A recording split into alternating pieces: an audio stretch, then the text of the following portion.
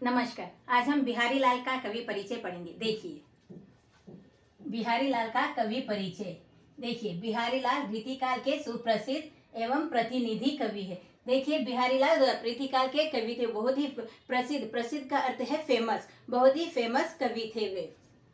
इनका जन्म सन 1603 ईस्वी में ग्वालियर के बसुआ गोविंदपुर नामक गांव में हुआ। देखिए, इनका जन्म 1603 ईस्वी में ग्वालियर के एक छोटे से गांव में उनका जन्म हुआ था। इनके पिता का नाम केशव राय था। आप जयपुर के राजा जयसिंह के दरबारी कवि थे। देखिए, यहाँ पर बिहारी लाल जी जयपुर के जो राजा थे उनके दरबारी कवि थे। दरबारी कवि का अर्थ है उनके दरबार में वो कविताएं, दोहे और अपनी रचनाएं लिखा करते थे और उन्हें दरबार में राजा जयसिंह के दरबार में उनको प्रस्तुत किया करते थे। और देखिए, यहाँ पर यहाँ पर हमने संबोधन किया है। यहाँ हमने आप इसलिए कहा है क्योंकि हम बिहारी लाल को संबोधित कर रहे हैं।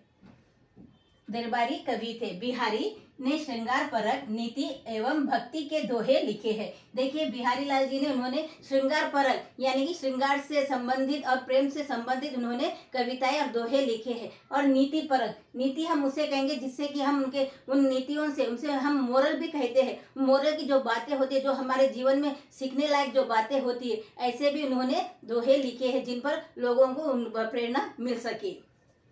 और भक्ति के दोहे लिखे हैं, यानी कि उन्होंने ईश्वर भक्ति के बारे में भी उन्होंने अपने दोहों में उनका वर्णन किया है कि ईश्वर भक्ति कैसे की जा सकती है, ईश्वर से भक्ति के द्वारा ईश्वर को कैसे पाया जा सकता है, इसका भी उन्होंने अपने दोहों में और कविताओं में वर्णन किया है। इनकी रचनाओं में भाव पक्ष की अपेक्षा कला पक्ष का सुंदर निर्वाह हुआ है। देखिए, उनकी रचनाओं में यानी कि उनकी कविताओं में, उनके दोहों में देखिए, भाव पक्ष की अपेक्षा यानी कि भाव पक्ष उसे कहेंगे अपने मन की भावनाओं को यहाँ पर कम महत्व दिया गया है। और कला पक्ष को कला पक्ष का सुंदर निर्वाह हुआ है। कला पक्ष का यानी कि सुंदरता के बारे में, प्रेम के बारे में ज्यादा से ज्यादा बताया गया है। निर्वाह करना यानी कि वर्णन हुआ है। इसलिए इनको गागर में सागर भर देने वाला कवि कहा जाता है। यहाँ देखिए, उनका इसीलिए उनको गागर में सागर भर देने वाला कवि कहा जाता है क्योंकि वो कम शब्दों में, कम बातें बताकर, सरल शब्दों में, कम शब्दों में वो अपने दोहों में उनका वर्णन करते थे और उनकी कला पक्ष को बढ़ा चढ़ाकर बताते थे और वो ज्ञान की बातें भी हमें बताते थे जिससे कि हमें ज़्यादा से ज़्यादा ज्ञान मिल सके और उन बातों को हम अपने जीवन में उतार सके। इसीलिए यहाँ पर कहा गया है कि गागर में सागर भर देने वाला, यानी कि कम शब्दों में वो हमें ज़्यादा ज्ञान हम तक पहुँचाते थे अपने कविताओं और दोहों के द्वारा। इनकी भाषा ब्रज भाषा है।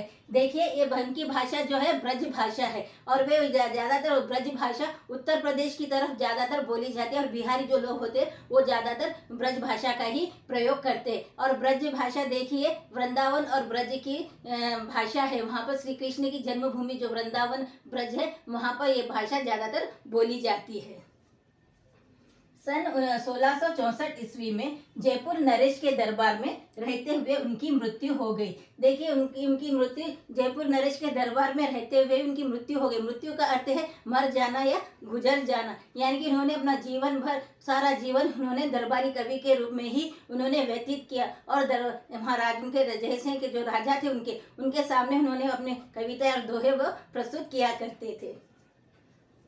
साहित्यिक योगदान। देखिए, अब उनकी साहित्य रचनाओं के बारे में हम देखेंगे। बिहारी की सुप्रसिद्ध रचना सतसई है। देखिए, बिहारी लाल की सुप्रसिद्ध रचना सतसई, जिसमें 700 से ज्यादा दोहे और कविता उसमें लिखी गई है। इसलिए जिसमें 700 से ज्यादा दोहों का वर्णन किया गया है तो इसलिए उसका नाम यहाँ पर दिया गया सतसई। सतसई नाम दिया गया। सतसई का अर्थ है 700। यह मुक्तक काव्य है। देखिए, यहाँ मुक्तक काव्य का अर्थ है कि किसी भी दबाव में नहीं आना, किसी के द्वारा दबाव में ना आकर खुद अपने मन से, अपनी इच्छाओं के द्वारा, उनकी जो इच्छाएं थी जो उन कविताओं में, उन दोहों में जो वर्णन करना चाहते थे अपने मन से, तो उन्होंने खुलकर उसका वर्णन किया है। तो इसके लिए यहाँ पर मुक्तक काव्य कहा गया है। इसमें 713 दोहे संग्रहित है। देखिए, सतसई में 713 से ज्यादा दोहे उसमें संग्रहित है। बिहारी सतसई में श्रृंगार, प्रेम, भक्ति और नीति के दोहे मिलते हैं। देखिए बिहारी सतसई में श्रृंगार यानी कि प्रेम यानी कि देखिए उनके दोहों कविताओं में प्रेम का ज्यादा से ज्यादा वर्णन किया गया है, यानी कि प्रेम से मिलजुल कर रहना, प्रेम की बातें, ईश्वर भक्ति में लगना और ईश्वर से प्रेम करना, ये सारी बातें उसमें बताई गई है।